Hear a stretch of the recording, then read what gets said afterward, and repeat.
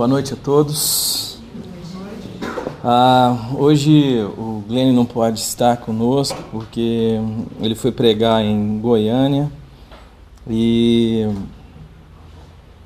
agora ele está chegando em Londrina por volta das 10 horas agora. Então sobrou para mim esse privilégio de estar aqui com vocês. Como eu costumo fazer quando esse tipo de situação acontece, eu procuro focar um pouco mais o Novo Testamento para não atrapalhar nada do que já tem sido tratado e na linha que ele está caminhando. Então, pegando um gancho ainda na questão de Gênesis 6, a partir do versículo 6, eu gostaria de caminhar com vocês dentro do contexto do Novo Testamento.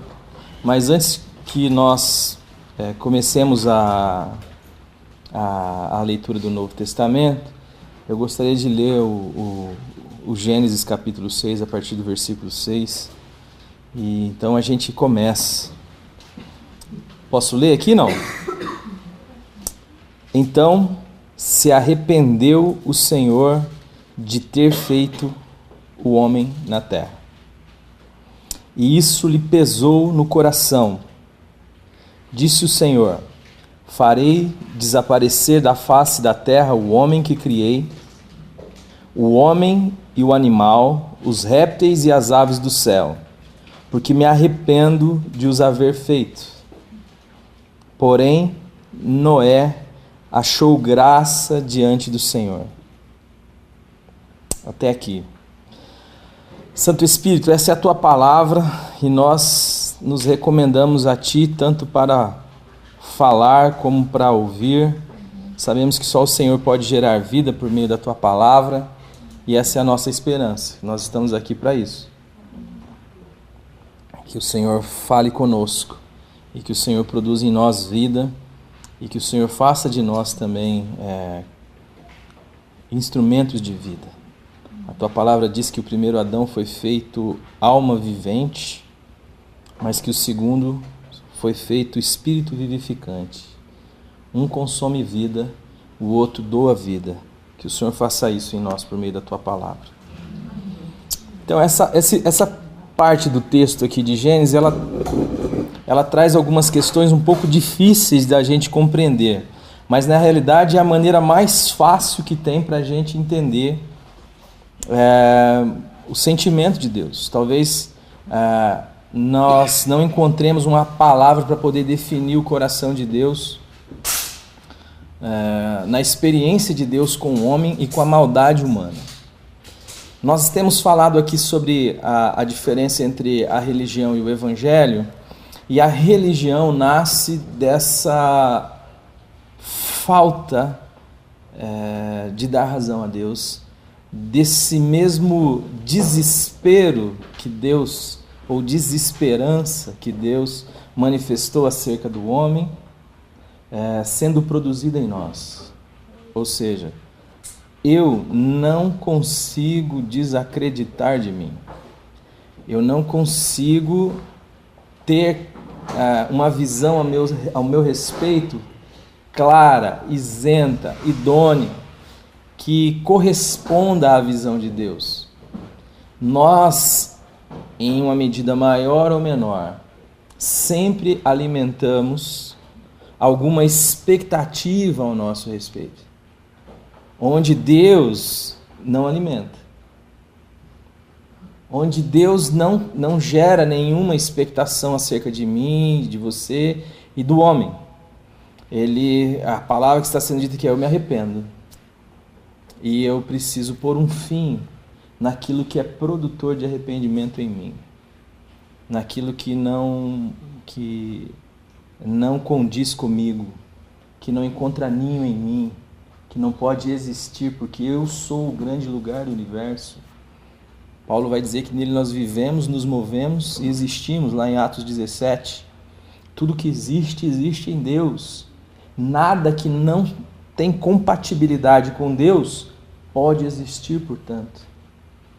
E se nós demos na queda a oportunidade de existir em nós aquilo que não podia existir em Deus, a única razão para que nós ainda possamos expressar e ser mantidos na existência é o sacrifício de Jesus Cristo, que já atua com efeito desde antes da fundação do mundo.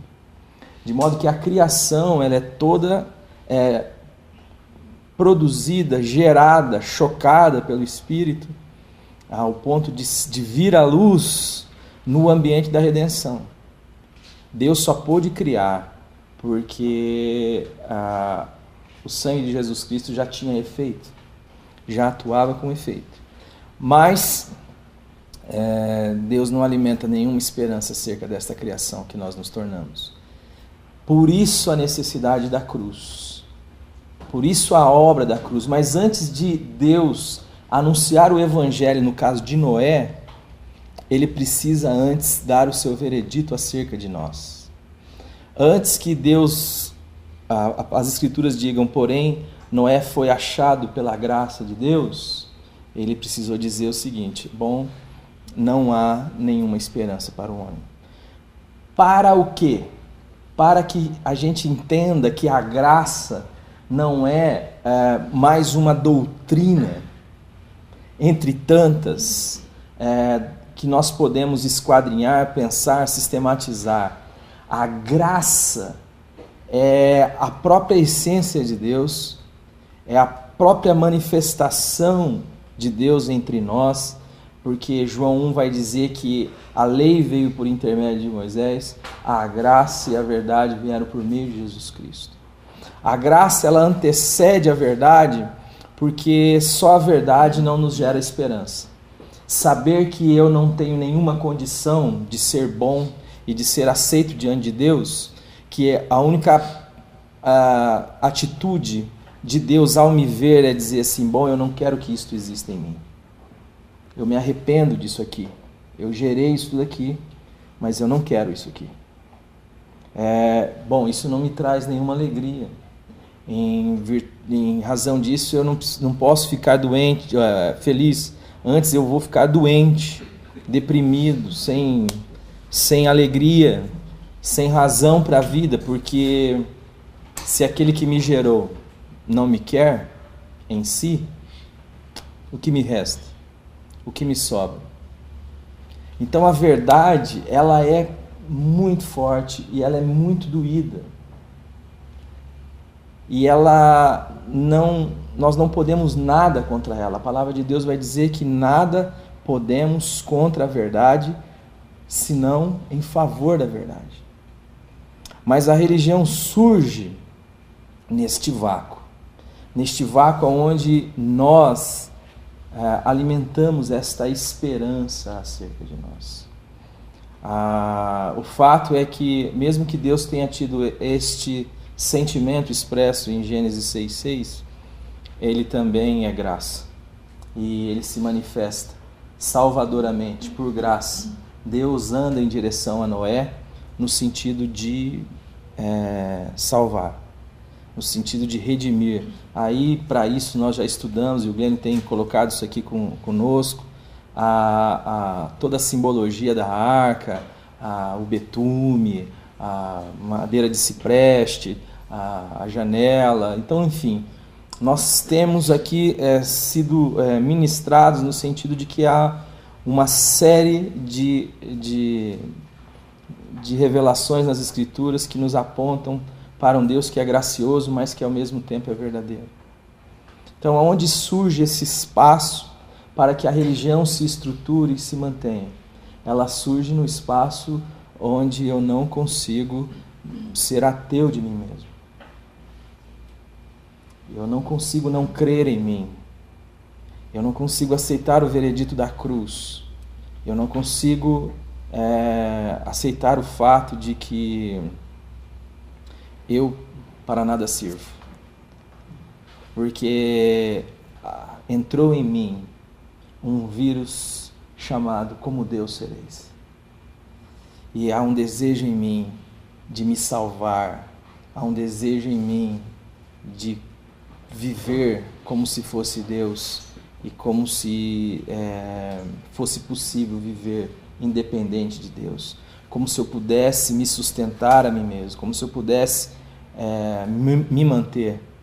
E nesse vácuo surge as estruturas religiosas. Quando a gente olha os desdobramentos da queda, desde a tanga, tudo aquilo que é produzido, que é gerado, desde o medo, desde a dificuldade no relacionamento, a tentativa de se fazer aceito, o sentimento de inadequação que nos persegue o tempo inteiro, nós nos sentimos inadequados, nós não conseguimos estar bem, contentes, plenos,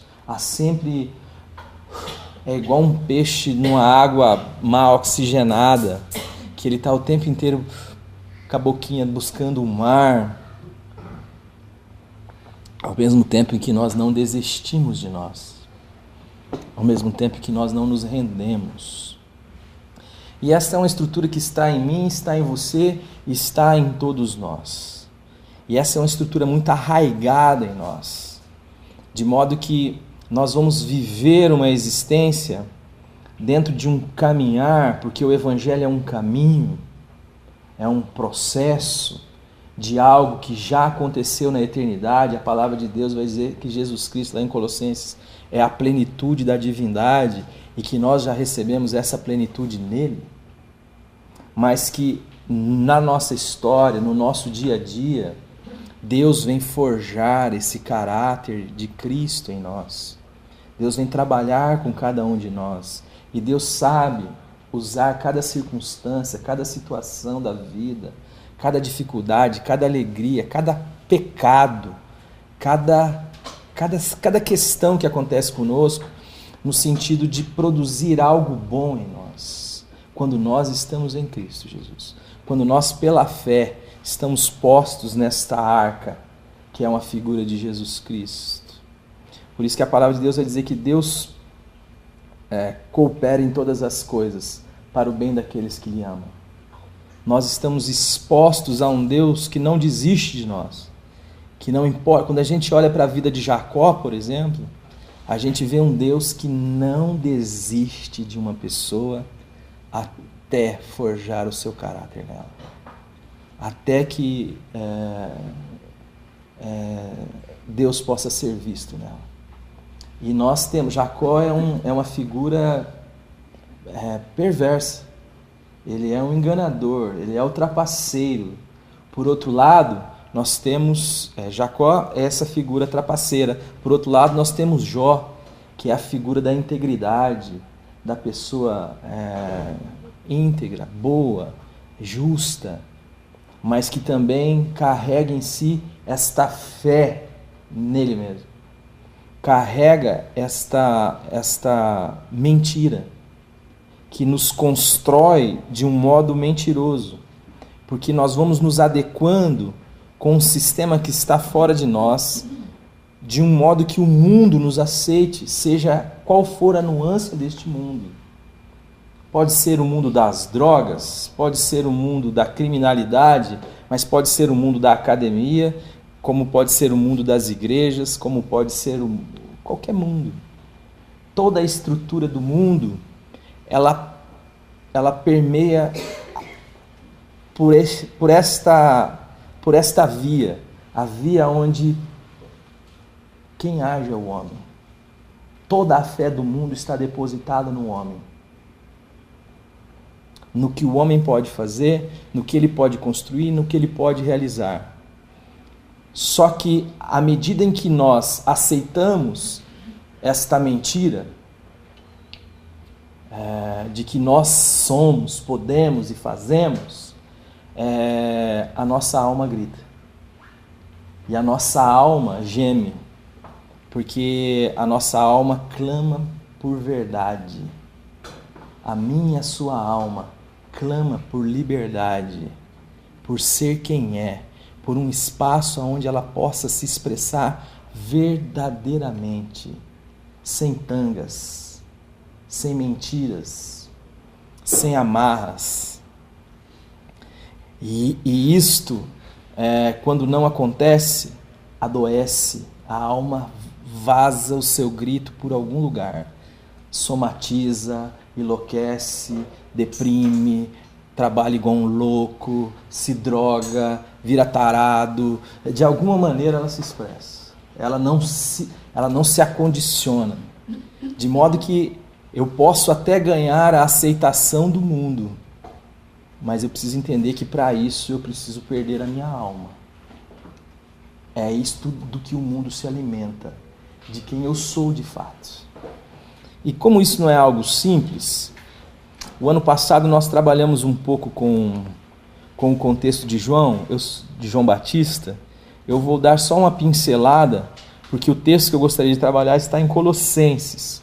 Mas vamos para Mateus, capítulo 3, a partir do versículo 1.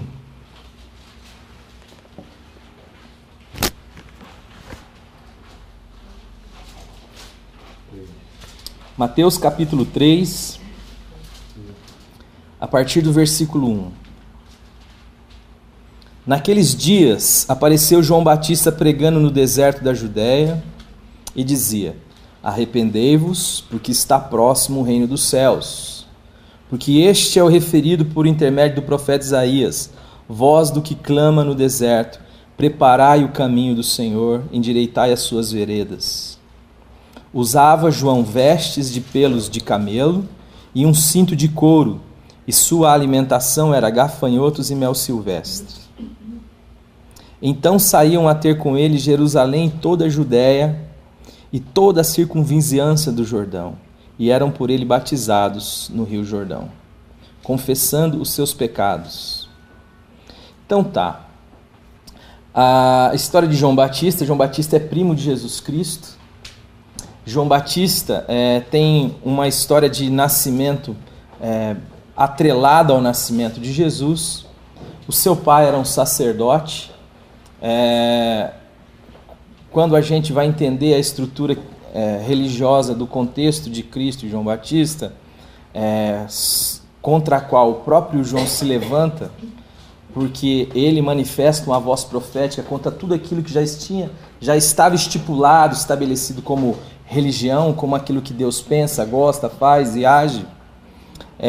João Batista, na realidade, deveria ser o sumo sacerdote do seu tempo, porque o que havia acontecido era um conchavo político, onde Anás já tinha colocado todos os seus filhos para serem sacerdotes, sumos sacerdotes, e quando acabou os filhos dele, ele colocou o seu genro, no caso Caifás.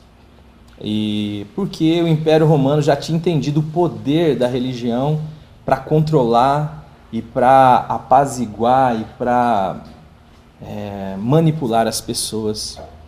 Mas ele não fica dentro desse contexto. O texto vai dizer que ele vai para o deserto. Ele é a voz do que clama no deserto. Isaías já havia profetizado sobre ele. Ele era aquele que endireitaria o caminho para o Senhor.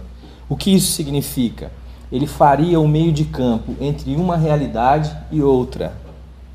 Por isso que Jesus vai dizer que a lei e os profetas vigoraram até João. Agora, em Cristo é estabelecida a nova aliança. Ele é a realidade plena. Por isso que o ministério de João começa a minguar. E João tem até alegria nisto. Ele diz: convém que ele cresça e que eu diminua. O Zé Povinho, o povo da boca pequena, procurou lá João e está dizendo para João: os caras estão batizando mais gente do que você aí, João. Como é que você vai ficar nesse processo? Nesse mercado da religião, você não vai fazer nada, uma campanha, você não vai, sei lá, uma corrente de oração, você não... Não, João já tinha o seu espírito preparado, a sua história preparada para ter uma voz profética contra a religião, e ele já sabia que Jesus Cristo era o Cordeiro de Deus que tira o pecado do mundo. Ele já tinha tido essa experiência, ele já tinha tido a revelação de que ele não era digno de desatar as alpargatas de Jesus. Quando Jesus foi se batizar, ele disse: não, eu não posso te batizar não, você que me batiza. E Jesus fala: não, fica tranquilo, me batiza, porque a gente precisa cumprir tudo que está escrito. Aí então ele consente em batizar Jesus, mas ele tem esta consciência de quem é Jesus, de que Jesus é um novo. Mas lembre-se, o que eu estou tratando aqui é sobre essa resistência que há em nós de abrir mão de nós mesmos, de dar razão a Deus do ponto de vista da desesperança que Deus teve de nós e nos dar a Deus. Então, João também é uma voz, uma crítica ácida contra a religião, porque ele entende que o templo está profanado, a arca já não está mais no Santo dos Santos, existe todo um circo montado, mas Deus não está lá. Aquilo que dá o significado de toda a ação sacerdotal, dos sacrifícios, de tudo que acontece lá, dos cânticos, do serviço prestado ali dentro, já não tem nenhum significado a partir do momento que a arca não está no Santo dos Santos, porque a arca tipificava a presença de Deus. E onde Deus estava? No deserto. Por isso que ele é a voz do que clama no deserto. Ele não é a voz que clama, ele é a voz do que clama. E o que ele está dizendo? Arrependei-vos, porque é chegado a vós o reino de Deus.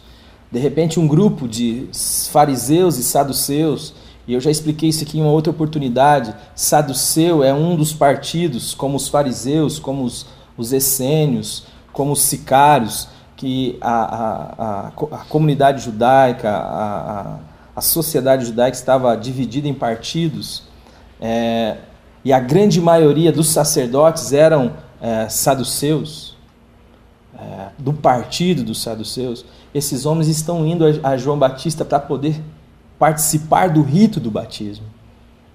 E João então fala assim: mas vem cá, o que vocês estão fazendo aqui? Produzir, pois, frutos dignos de arrependimento. Vocês estão querendo... não vem dizer que vocês são filhos de Abraão, não, porque dessas pedras Deus pode levantar filhos a Abraão. Não adianta só esta conduta sua externa. O que você precisa é de algo genuíno acontecendo dentro de você. O que você precisa é de um arrependimento genuíno. E isso é demonstrado pela prática. Então, se você está dentro de um lugar que eu estou dizendo que está corrompido, e você diz que está arrependido e por isso quer batizar-se, então abandone essa estrutura. Não dá para você ser o sustentáculo dessa estrutura a qual eu profetizo contra e querer ser batizado aqui. Você está de brincadeira comigo? Por quê?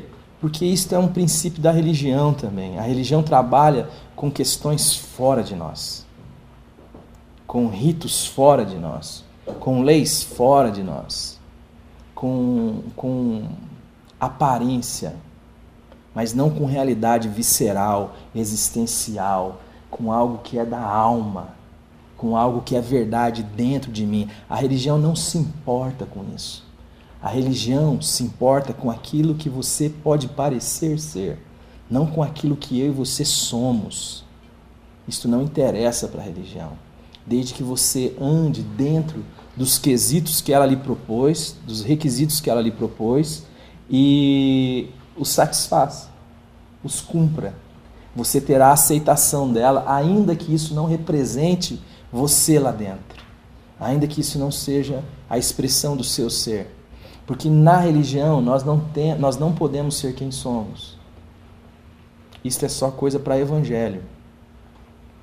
Na religião nós precisamos disfarçar, nós precisamos usar tangas, nós precisamos nos esconder, nós precisamos das trevas, nós precisamos das sombras, nós precisamos dos esconderijos. Porque na religião é o ambiente do medo, é o ambiente do pavor, da mentira, da falta de paz, do desassossego. É o ambiente onde nós fazemos da falsidade a nossa maneira de viver. Só que o pior de tudo isso é que ela sapeca tudo isso, ela reboca tudo isso com a aparência da bondade, do sepulcro caiado, que por fora está bem branquinho, limpinho, bonitinho, mas dentro é só morte.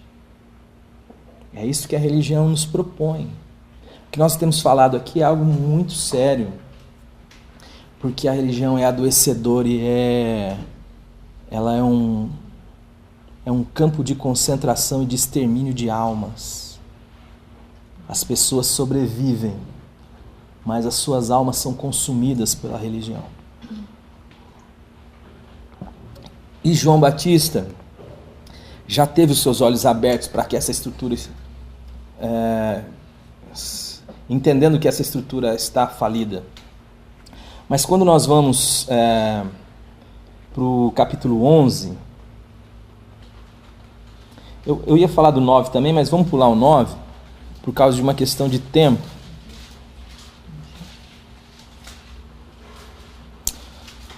Capítulo 11 de Mateus.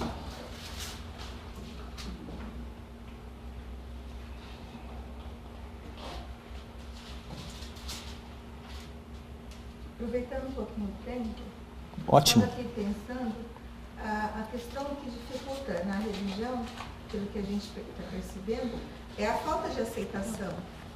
Às vezes a pessoa, um exemplo, mente, porque se ela falar a verdade, ela não vai ser aceita, não vai ser perdoada, não vai ser entendida, então ela acaba maculando a verdade, no caso, mentindo, né, não sendo verdadeira para ser aceita. Na religião, a mesma coisa. Se ela for verdadeira, ela não vai ser aceita. Então, ela falsifica o ato dela, faz uma aparência de bondade. Exatamente. Tudo Às pela vezes, falta de aceitação. às vezes a verdade vem como disfarce. Porque a gente precisa entender.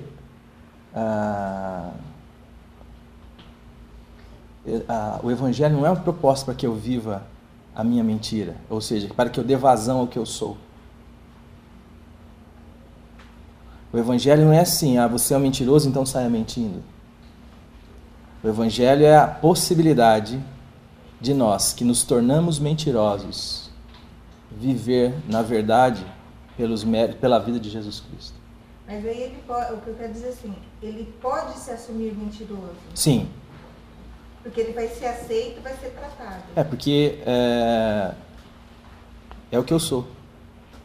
Tentar não ser isto é dizer assim, Deus está errado. Quem está mentindo é Deus. Das duas, uma. Ou nós somos mentirosos, ou Deus é mentiroso. É simples.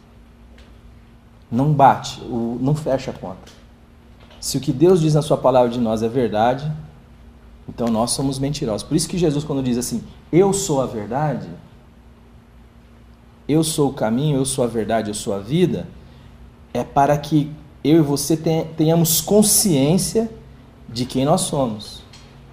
Como cunharam os teólogos do Pacto de Lausanne a frase, em Cristo nós vemos Deus como é e nós como deveríamos ser. Se eu me deparo com Jesus no caminho de Damasco, como Paulo experimentou este impacto, a única conclusão que eu tenho que chegar de mim é que eu preciso ir para o pó. É que se ele é a verdade, eu sou a mentira. Se ele é o caminho, eu estou perdido. Se ele é a vida, eu estou morto. Não tem outra conclusão a chegar a meu respeito. E nesse exato momento, qual que é o único viés que me sobra na relação com Deus? A graça e a misericórdia. A religião hoje propõe Deus como um barganhador. Deus como alguém que troca. Ele é a vida, mas ele não está tão morto assim. É exato. Aí então, vamos lá. Deus chega para nós e diz assim, então tá bom. Vocês querem viver na perspectiva da troca? Então, tá aqui uma mesa bem grande. Coloquem tudo nela que não tenha sido eu que te dei, ou que não seja meu. E daí eu vou avaliar o que você tem e vejo como a gente pode fazer alguma troca aqui.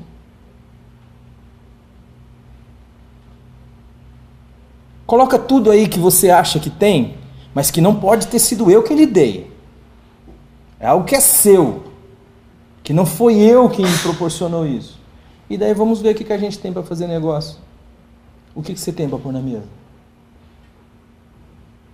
Então não dá para a gente fazer negócio, né, gente? Então eu só tenho um jeito para agir com vocês. Graça ou misericórdia. Graça e misericórdia.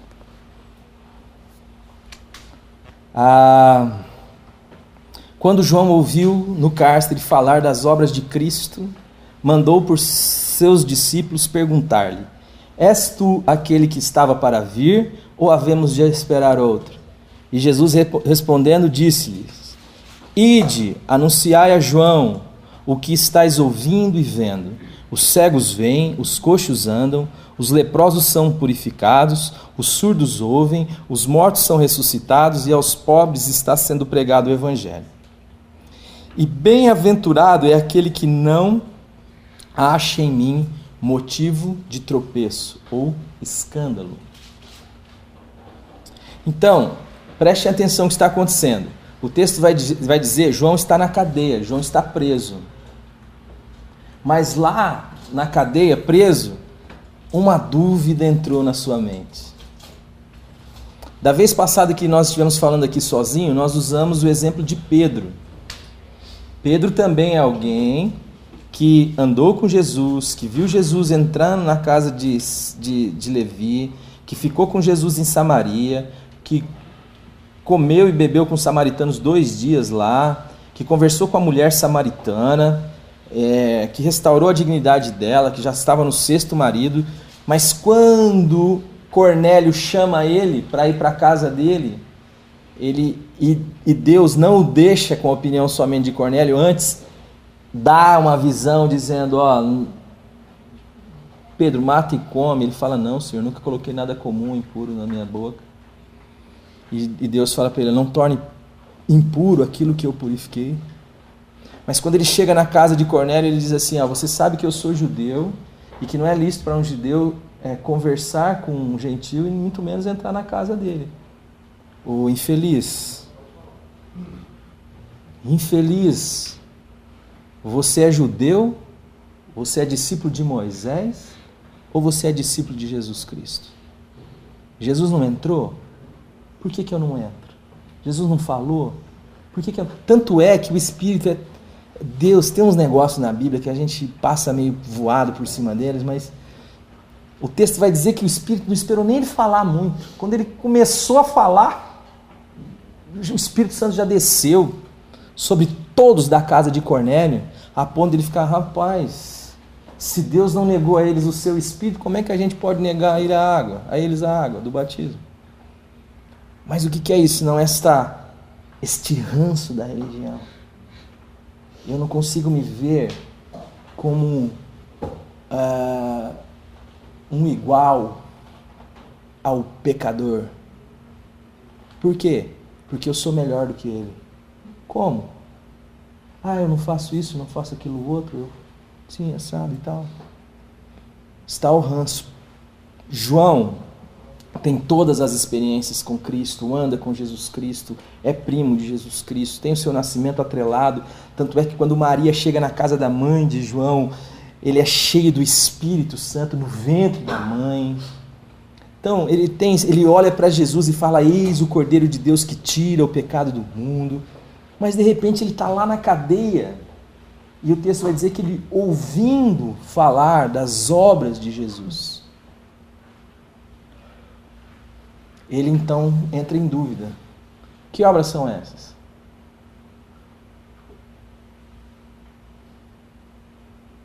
E ele manda alguns dos seus discípulos a ir lá perguntar, questionar. Vem cá, brother, é você mesmo ou tem outro aí para a gente esperar? É você mesmo? Não é possível que seja você mesmo. Será que é você mesmo? Tá bom, eu vi o Espírito Santo descer em forma corpórea como que de uma pomba sobre você. Eu ouvi a voz dizendo do céu, este é o meu filho amado em quem tenho todo o meu prazer. Mas será, rapaz? O Evangelho causa escândalo. O Evangelho é a contramão da religião. Ainda mais se ele vier do Piauí, como você queria, né? Teve um engraçadinho que comentou lá dizendo assim, deve ter ido para a corrente. Você sabe que eu cheguei a compartilhar aquilo, mas eu achei tão forte que eu tirei, porque ia ter gente que ia... Já levei algumas cacetadas, mas tá normal. Ele está em dúvida. E Jesus não alivia para João. Jesus fala assim, dá um recadinho lá para João. Fala para ele que os cegos veem, os coxos andam, que os mortos são ressuscitados, que aos pobres é anunciado o Evangelho.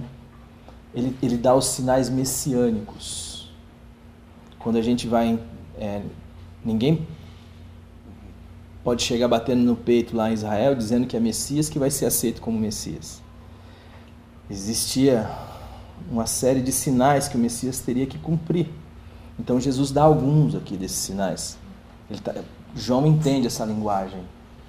João entende esse recado, mas aí ele diz assim, mas dá mais um recadinho para João. Fala para João assim que bem-aventurado é aquele que não vê em mim motivo de tropeço. Dá um recadinho para João. Fala para ele que bem-aventurado é aquele que não se escandaliza por minha causa. Outra versão vai dizer. Meus amados, o que eu quero dizer é mesmo pessoas como João Batista, como Pedro, como nós,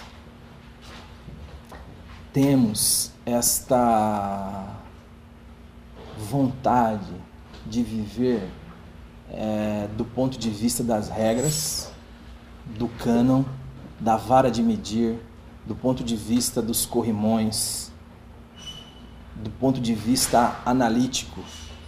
Eu quero saber como que funciona o negócio. Como que eu sei que alguém é e que alguém não é? Como que eu faço para saber se eu sou? Me dá aí a regra, me dá a lista. Eu cumpri, sou. Passei. E o Evangelho é uma ambiguidade. É Deus dizendo que o absoluto, que o santo e que o eterno estão num ser imperfeito, mortal, temporal. O Evangelho é nós sendo os pecadores, assumindo o nosso pecado, a verdade acerca de nós, e dizendo a Deus, Deus, vem ser a minha santidade. É nós assumindo a nossa condição de mortos e dizer a Deus, Deus, vem ser a minha vida. É nós dizendo, Senhor, eu sou a sua fraqueza e o Senhor é a minha fortaleza. Eu sou a mentira e o Senhor é a minha verdade. Eu sou o seu pecado e o Senhor é a minha santidade. É aquilo que o Glênio leu aqui na vez passada, do texto do reformador Lutero. Há uma dúvida. Será que ele é? Será que não é? Por quê? Porque o Evangelho é escandaloso. O Evangelho é um chamado a confiar num caráter. É um chamado à fé. É um chamado a andar por uma palavra, por aquilo que não se vê. É um chamado a viver de modo livre. Nós não queremos liberdade. Nós queremos as seguranças das regras, dos corrimãos. Nós queremos o curral da religião. Nós não aceitamos o espaço do Evangelho. Nós não queremos entrar e sair e achar pastagem. Nós não queremos a vastidão, desde o rio Nilo até o grande rio Eufrates. Nós queremos o curral babilônico. Nós queremos as regrinhas aonde eu posso me medir, saber se eu estou melhor do que o outro, saber se eu estou seguro, saber se eu mesmo posso me redimir. Afinal de contas, o meu esforço me trouxe até aqui. Como se isso fosse possível para mim.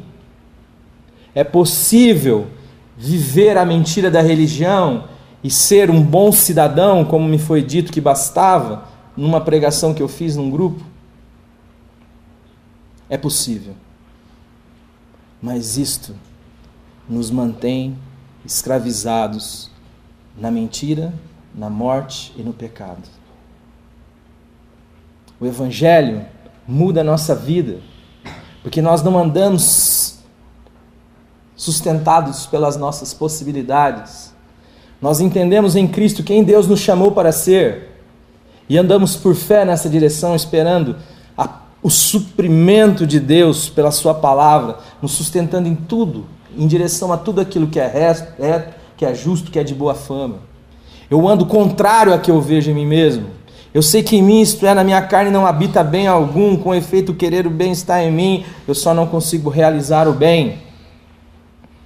Mas quem disse que eu ando por meio daquilo que eu consigo? Eu ando por meio daquilo que Cristo alcançou. Eu ando pela vida de Jesus. O perdão não é para mim uma possibilidade, antes é uma impossibilidade, para que quando Jesus, que é a minha vida, suprir o meu coração de perdão, que é o sentido em que eu ando, porque nós não estamos relativizando a palavra de Deus é palavra de Deus. Mas eu entendo que aquilo é um suprimento da graça de Deus, de modo que o meu joelho se curva e adora. Antes eu não bato no peito e digo, eu perdoo fulano, não, eu sou melhor do que o outro. Antes a consciência do meu pecado me invade, para que a consciência do milagre inunde o meu coração de gratidão e adoração a um Deus que é verdade, a um Deus que vive em mim de fato, não um Deus fora de mim, um ídolo criado à minha imagem, à minha semelhança, que só pode o que eu posso, e o que eu não posso ele também não pode, porque essa é a estrutura escravizadora da religião. Nós temos essa resistência o tempo inteiro dentro de nós, mas nós somos convidados a andar com um coração intrépido, com a cabeça erguida, porque o que eu vou fazer se o único que podia me condenar resolveu me defender, assumiu a minha causa e me dá a liberdade de ser quem de fato eu sou, um filho de Deus, uma filha de Deus. Pode falar, Fer. Só que isso aí, normalmente, esse entendimento e até essa postura diante do Evangelho, normalmente vem depois de muita dor. Né? A gente não entende isso de uma forma espontânea, ou porque você foi caminhando na tua vida e foi chegando a isso, concluindo. Porque a nossa tendência é o contrário, como você está falando. Como a palavra fala, nós agimos ao contrário. E Deus vai nos buscar, o Senhor vai nos buscar, e nós reagimos ao contrário. E a dor é maior quanto mais esforço nós fazemos para não ir. É a luta do Val de Jaboque. Se você acompanha a história de Jacó, Jacó é um enganador o tempo inteiro. A última atitude de Jacó é desprezível. E Deus está o tempo inteiro conversando com esse cara, abençoando esse cara, trabalhando na vida desse camarada, sustentando, honrando, porque Deus tem um compromisso com a sua palavra e Ele não pode negar a si mesmo, e ainda que nós sejamos infiéis, Ele permanece fiel porque Ele não pode negar a si mesmo. Mas depois de um trabalhar tremendo na vida de Jacó, a última atitude de Jacó é colocar tudo que é seu, todos os seus bens, toda a sua família, como escudo entre ele e o seu irmão.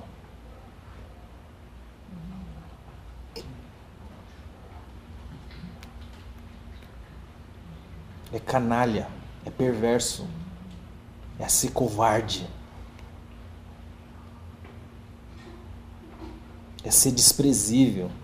Todos nós, por piores que sejamos aqui, normalmente, dentro de um contexto saudável, se interpõe entre o perigo e aqueles a quem nós amamos.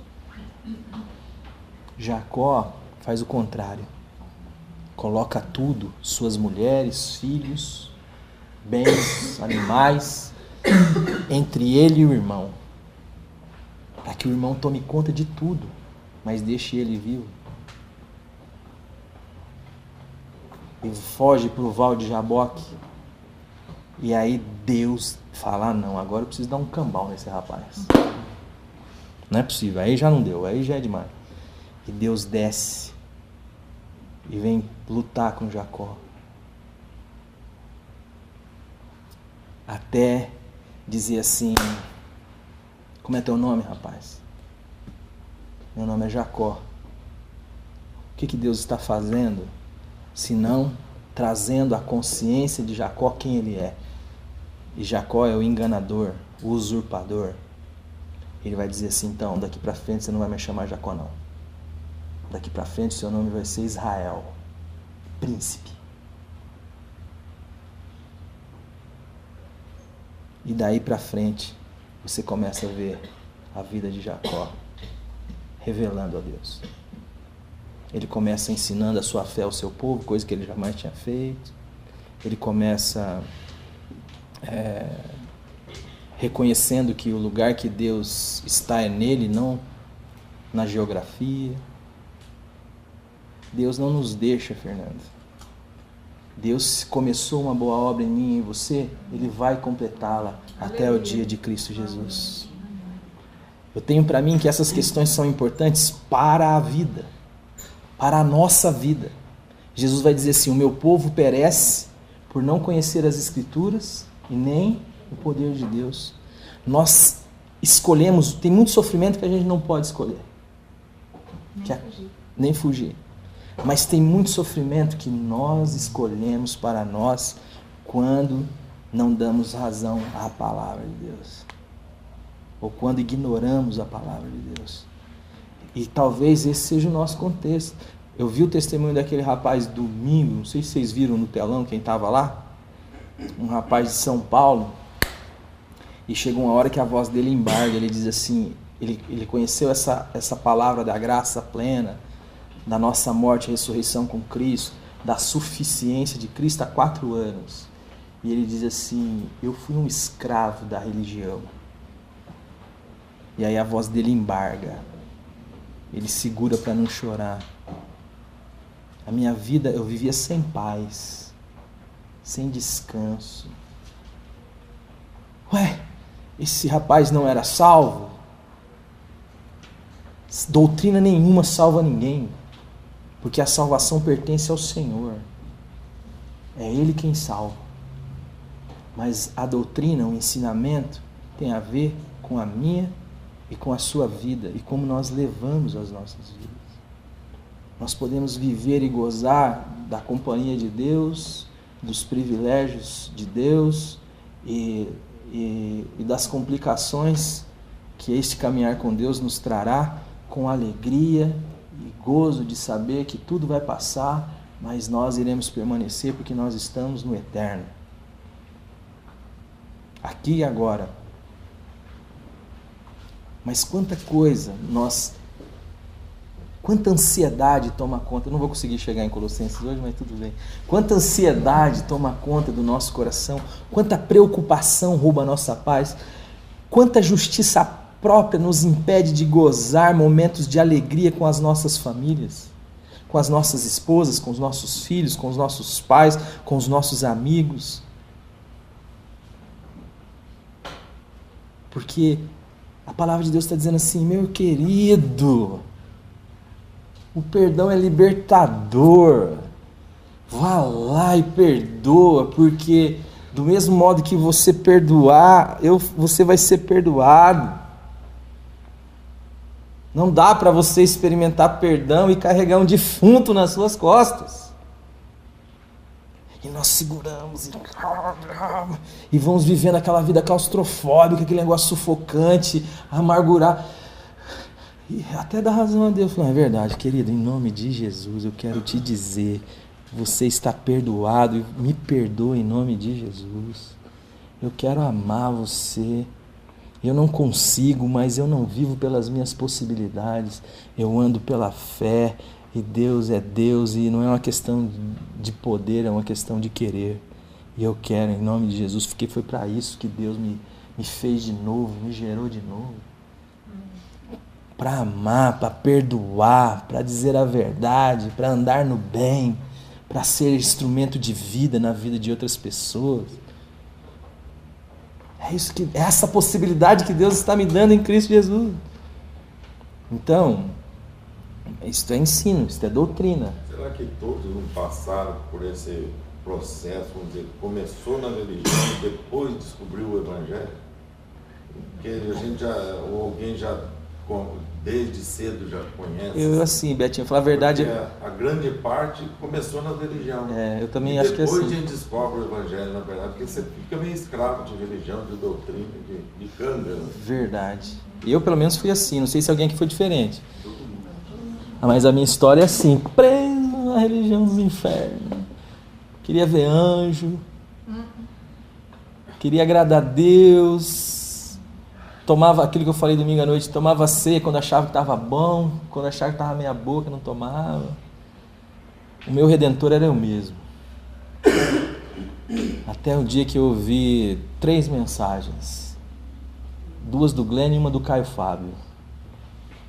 Livre de cárceres apertados, cuidado com judaizantes, ou com, acho que é isso, e do Glenn e a igreja fora dos portões do Caio Fábio.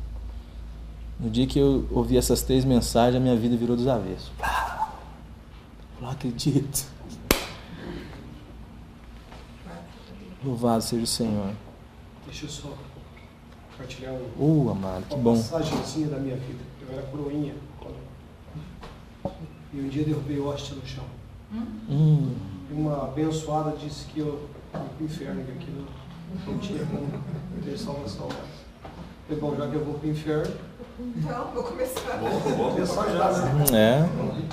Fui escravo por muito tempo.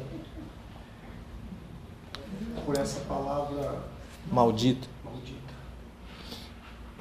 Gente, a gente sai para fazer o trabalho, o Bernardo vai também de vez em quando, mais que eu, aliás. Mas o que você encontra de gente envolvida com religião nas ruas, que assume a indignidade como um estilo de vida porque não se acha digno de Deus, mas busca essa dignidade em si mesmo, porque se ele não achasse essa dignidade e recorresse à graça e à misericórdia de Deus, encontraria como todos nós, mas porque a religião não deixou espaço para a graça e a misericórdia de Deus. Ou você faz, meu amado, ou o sarrafo desce, ou você se salva, ou você está perdido. Ou você alcança o padrão, ou o sacrifício de Jesus Cristo não vale nada, absolutamente nada. O sacrifício de Cristo é pisado pela religião. A cultura do mérito. Do mérito. É totalmente o avesso. Meus amores, eu queria trabalhar o texto de Colossenses com vocês, mas infelizmente não vai dar. Mas um dia que o Senhor preparar, eu volto nele, para a gente tratar essa questão da alma. O Evangelho vem dar a nós a condição de ser quem somos e de ser quem somos em Jesus Cristo. Isso que é o mais maravilhoso de tudo. Deus antecipa na nossa história aquilo que Ele já nos fez em Jesus. E é isso que queima o meu coração. Tem tanta gente escravizada com religião, vivendo, sofrendo, e Deus tem nos dado uma palavra. Anuncie essa palavra, comuniquem essa palavra, falem às pessoas que Deus não é isto, que Deus não é assim, que o Evangelho não é isto, que há assim como o Oriente é distante do Ocidente, é o Evangelho da religião, não há compatibilidade. Por isso que esse assunto é tão significativo e sério nos nossos dias. Tem muitos irmãos escravizados por uma estrutura adoecedora, mentirosa, claustrofóbica. A palavra de Deus vai dizer que Deus nos chamou para ser sal e luz, para sermos doadores de vida, para ser instrumentos por meio do qual o Evangelho pode chegar às pessoas. É através de mim, através de você. É isso que Deus resolveu fazer. Então, não existe nenhum privilégio. Eu sei que nós não podemos fazer nada, mas eu sei que Deus quer fazer e está fazendo. E é privilégio para nós participarmos do que Deus está fazendo. Pai, eu sei que eu não posso nada, mas por Tua graça Me deixa participar do que o Senhor está fazendo. Se o Senhor precisar de um braço, de uma boca, de umas pernas, que o Senhor mesmo me deu, elas estão aqui, Senhor, como um sacrifício vivo. Tudo que eu sou, tenho e faço, Senhor, é adoração a Ti. É para que outras pessoas possam conhecê-lo. Pai, me dá este privilégio. Aí tudo que a gente faz, tem, ganha uma outra dimensão. A dimensão daquilo que é eterno. Aquilo que nada mais pode pôr um fim. Porque aquilo é feito em Deus. E isso é o privilégio que nos dá, amados. Então, convide as pessoas para estarem aqui. Sabe, se coloquem diante do Senhor, o Senhor vai criar meios para que vocês sejam, para que todos nós sejamos instrumentos desse Evangelho. Pai querido, bendito é o teu santo nome. Eu quero te louvar por esse tempo, te agradecer por cada filho teu aqui, por cada irmão meu aqui. Pedir, Senhor, que o Senhor abençoe cada família aqui representada, Senhor. Que o Senhor... Pai, nós não podemos, nós estamos como o profeta diante do vale de ossos. Nós olhamos para este mundo, Senhor, e vemos uma vastidão de ossos secos. E a única resposta que nós podemos dar diante do seu questionamento é dizer que o Senhor é quem sabe se eles podem viver ou não. Mas nós podemos ouvir a tua palavra dizendo, profetiza. E nós queremos ser tua boca, Senhor. Nós queremos ser teus braços, nós queremos ser tuas pernas. Porque a tua palavra diz que nós somos o corpo de Cristo. Pai, tudo que nós somos, temos e fazemos, em nome de Jesus, glorifique o teu nome. Sonda o nosso coração, Senhor. O Senhor vai encontrar coisa ruim. Mas em nome de Jesus, nos guia pelo caminho reto, pelo caminho da vida, Senhor. Nos dá a consciência de que somos teus filhos. E nos dá a alegria, Senhor, de fazer parte do que o Senhor está fazendo. Vivifica a tua igreja nesta cidade e faz de cada um de nós instrumentos da tua graça e do teu evangelho. Em nome de Jesus. Amém.